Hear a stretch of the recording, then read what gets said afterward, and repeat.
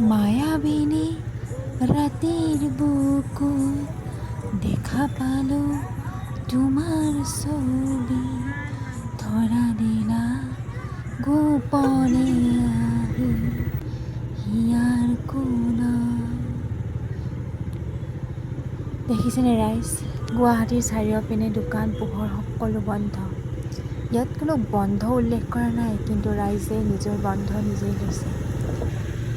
কেৱল এগছ চাকি আৰু মানুহ, অদ্ভুত মানুহ ৰাস্তাই ৰাস্তাই ওলাই আহিছে।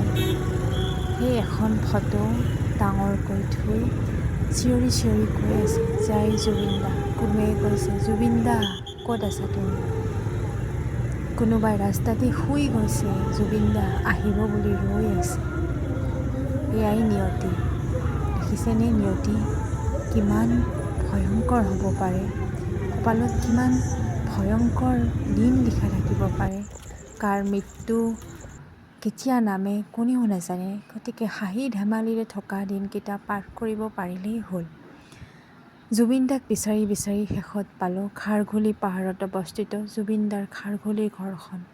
আৰু খাৰঘুলি ঘৰখনৰ সন্মুখৰ পৰাই চাকি জ্বলি আছে, কিবা যেন দিৱালী পাতিছে তেনেকুৱা লাগিছে। কিন্তু এয়া যে জুবিন দাৰ মৃত্যুৰ বাবে হৈছে তেনেকুৱা অনুভৱেই হোৱা নাই।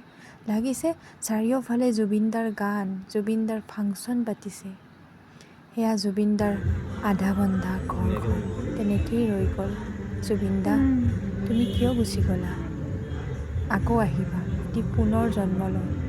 তুমি আমাৰ মাজত আকৌ জিলিকিবা, তুমি আকৌ গাবা, মায়াবিনী ৰাতিৰ বুকুত দেখা